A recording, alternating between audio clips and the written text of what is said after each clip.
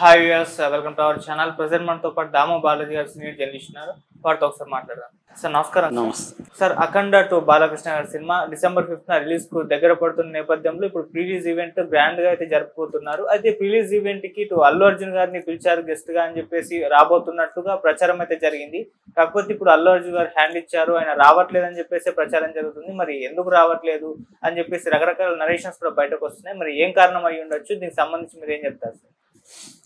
అఖండ pre release event జరుగుతుంది. అఖండాని pan India సినిమాగా చేస్తున్నారు. ఆల్రెడీ వివిధ సిటీల్లో మొన్న ఉత్తరప్రదేశ్ కూడా బాలయ్య వెళ్ళి యోగిని కలవడం, యోగి కూడా దీన్ని ప్రమోషన్కి నేను నా వంతు సహాయం చేస్తానని చెప్పడం, అంటే క్లియర్గా ఏంటంటే అఖండ సినిమాని ఒక సనాతన ధర్మని ప్రమోట్ చేసే సినిమా, దేశభక్తిని ప్రమోట్ చేసే సినిమా.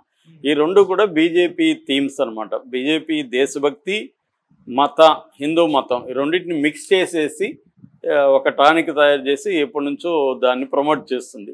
కరెక్ట్గా తెలివిగా వీళ్ళు ఏం చేశారంటే, అఖండాలు మామూలుగా అయితే ఇంతకుముందు అఖండ 1లో మనకి అతను ఒక అఘోరా క్యారెక్టరు. సో తప్పు చేసిన వాళ్ళని శిక్షిస్తూ ఉంటాడు. అంటే దేవుడు చేసే పని, దుష్ట శిక్షణ శిష్ట రక్షణ.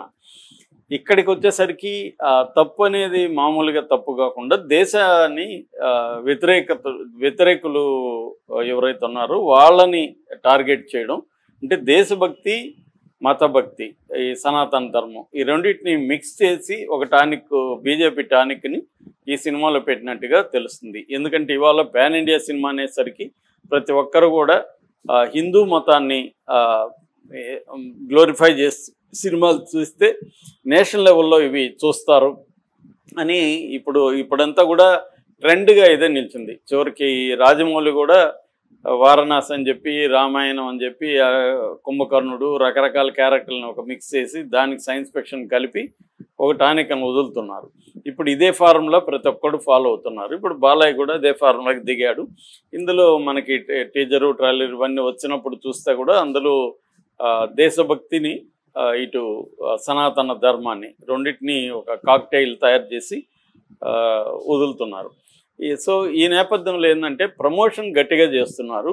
దీనికి ఇప్పుడు ప్రీ రిలీజ్ ఈవెంట్కి ఇటు తెలంగాణ ముఖ్యమంత్రి రేవంత్ రెడ్డిని, ఇటు బన్నీని, అల్లు అర్జున్ని పిలిచారని చెప్తున్నారు. బట్ అల్లు అర్జున్ హ్యాండ్ ఇచ్చాడు, రావట్లేదు అనేది ఇప్పుడు సంచలనంగా మారింది. అయితే అల్లు అర్జున్ పిలవడం వెనుక బాలయ్య వాళ్ళకున్న స్ట్రాటజీ ఏంటి అనేది చూసినప్పుడు, గత కొంతకాలంగా బాలయ్య పవన్ కళ్యాణ్ మీద గుస్సుగా ఉన్నాడు, కోపంగా ఉన్నాడని, చిరంజీవిని అసెంబ్లీలోనూ మాట్లాడితే పవన్ కళ్యాణ్ అలిగితే చంద్రబాబు వెళ్ళి బొద్దుగించి వచ్చాడని ఈ వార్తలు వైరల్ అవుతున్నాయి. రెండవది, పవన్ కళ్యాణ్ కొంతకాలం నుంచి సనాతన ధర్మానికి పేటెంట్ లాగా ఆయనకి పేటెంట్ ఉంది. ఆయన తప్ప ఎవరు సనాతన ధర్మం గురించి ఆంధ్రప్రదేశ్లో మాట్లాడే రాజకీయ నాయకులు లేరు. బీజేపీ ఉన్నా కూడా సైలెంట్గా ఉంటారు వాళ్ళు. ఇతనే బీజేపీ కంటే ఎక్కువ మాట్లాడతాడు. ఏ స్థాయిలో వెళ్ళాడంటే సనాతన ధర్మానికి కూడా ఒక బోర్డు ఏర్పాటు చేయాలి అనేది బీజేపీ వాళ్ళే డిమాండ్ చేయలేదు, కానీ ఈయన డిమాండ్ చేస్తున్నాడు వీలైన చోట. ఇప్పుడు దాన్ని కూడా కబ్జా చేయడానికే అన్నట్టుగా బాలయ్య సనాతన ధర్మాన్ని తాను ఛాంపియన్ లాగా, అంటే ఆ కాపీ రైట్ని తాను కొట్టేస్తున్నట్టుగా మనకు కనపడుతుంది.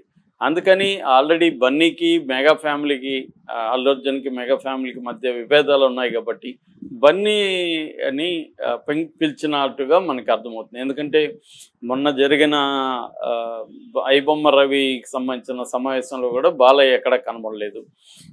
మిగతా వాళ్ళు వచ్చారు, చిరంజీవి వచ్చారు, అందరూ వచ్చారు, కానీ బాలయ్య మిస్. సో అలాగా ఈయన కోపంగా ఉన్నాడు బాలయ్య. ఎందుకంటే నేను అసెంబ్లీలో డైరెక్ట్గా చిరంజీవిని అనలేదు, మామూలు క్యాజువల్గా చిరంజీవి గారు పిలిచారు అంటే ఎవడూ పిలవలేదు అన్నాను తప్ప చిరంజీవిని ప్రత్యేకంగా నేను అనిందేమీ లేదు. అది ఎవరైనా కూడా అలాగే మాట్లాడతారు. ఫలానా ఆయన వెళ్ళంటే ఎవడూ వెళ్ళలేదయ్యా అంటాం తప్ప ఆయన్ని ఏమనింది కాదు. దాన్ని ఇష్యూ చేస్తే మీరు ఎందుకు వాళ్ళ దగ్గరికి వెళ్ళి క్షమాపణ చెప్పాలి, ఇంతగా మనం ఎందుకు సరెండర్ కావాలి అనేది బాలయ్యకున్న కోపానికి కారణం అని చెప్తున్నారు. సో ఈ నేపథ్యంలో అల్లు అర్జున్ని పిలవడానికి కారణం అని చెప్తున్నారు. అయితే అల్లు అర్జున్ రాకపోవడానికి కారణాలు ఏంటి అనేది ఇప్పుడు విశ్లేషిస్తున్నారు. అల్లు అర్జున్ కావాలనే కొట్టాడా? దీనికి 2 కారణాలు ఒకటి కనబడుతుంది. ఒకటి మన ముఖ్యమంత్రి రేవంత్ రెడ్డితో వేదికను పంచుకోవడంలో కొంత అతనికి ఇబ్బందులు ఉన్నాయని గతంలో ఆ గొడవ తర్వాత కూడా కాంప్రమైజ్ అయ్యారు. కాంప్రమైజ్ అయినాక అందరూ వెళ్ళి మన రేవంత్ రెడ్డిని సన్మానించారు. అప్పుడు అల్లు అరవింద్ కూడా ఉన్నాడు. తర్వాత కూడా గద్దర్ అవార్డ్స్ ఫంక్షన్లో కూడా అల్లు అర్జున్ రేవంత్ రెడ్డి కలిసి వేదికను పంచుకున్నారు. మామూలుగా ఏంటంటే ఇవన్నీ కూడా టీ కప్పులో తుఫాను లాంటివి, ఇవి పర్మనెంట్ శత్రుత్వాలు కాదు. క్లియర్గా మనకు తెలుసు రేవంత్ రెడ్డికి కోపం వచ్చింది సినిమా ఇండస్ట్రీ మీద. ఆ కోపాన్ని ఎట్లా చూడాలనుకున్నప్పుడు ఒక సందర్భం అల్లు అర్జున్ సంధ్యా థియేటర్ దగ్గర ఉన్నప్పుడు అక్కడ తొక్కిసలాట చనిపోవడం అనేది రేవంత్ రెడ్డికి కలిసి వచ్చిన కాంటెక్స్ట్. ఎందుకంటే అక్కడ ఎమోషనల్ ఇష్యూ కాబట్టి అది. సో దీన్ని ఉపయోగించుకుని రేవంత్ రెడ్డి వీళ్ళకి ఒక షాక్ ట్రీట్మెంట్ ఇద్దామని అనుకున్నాడు. అందులో భాగంగా అల్లు అర్జున్ బలయ్యాడు. నిజానికి అల్లు అర్జున్ మీద డైరెక్ట్గా ఈయనకేం కోపం ఉండకపోవచ్చు. కాకపోతే అల్లు అర్జున్ కూడా రేవంత్ రెడ్డి పేరు మర్చిపోవడం కూడా ఆయన ఈగోకి మరింత ఆద్యం పోసి ఉండొచ్చు. సో ఆ రకంగా ఉన్నప్పుడు వాళ్ళిద్దరి మధ్య పైకి పాల్గొన్నా కూడా ఒక ఇబ్బందికరమైన ఉండొచ్చు. అందువల్ల కూడా మళ్ళీ ఎందుకులే రేవంత్ రెడ్డితో అనేది ఉండొచ్చు. రెండో కారణం ఏంటంటే బాలయ్యతో అసోసియేట్ అవ్వడం అనేది కొంత ఇబ్బందిగా కూడా ఫీల్ అయి ఉండొచ్చు అల్లు అర్జున్. ఎందుకంటే బేసిక్గా బాలయ్య కావచ్చు లేకపోతే పవన్ కళ్యాణ్ వీళ్ళంతా ఒకే కూటమిలో ఉన్నప్పుడు మనం ఎందుకు దీంట్లోకి వెళ్ళి ప్రమోట్ చేయాలి అనేది కూడా ఆయనకు ఉండొచ్చు. అందుకని రాలేదని చెప్తున్నారు. కాకపోతే అల్లు అర్జున్కి సంబంధించిన వ్యక్తులు చెప్పేది ఏంటంటే అట్లీ సినిమా షూటింగ్ ఉంది, అందువల్ల రాలేకపోతున్నాడు తప్ప ఆయనకి రావాలనే ఉంది. ఖచ్చితంగా బాలయ్య సినిమా డిసెంబర్ తర్వాత సక్సెస్ మీట్ ఎలాగో పెడతారు. ఆ వీక్లో సక్సెస్ మీట్కి ఖచ్చితంగా ఆయన అటెండ్ అవుతాడు.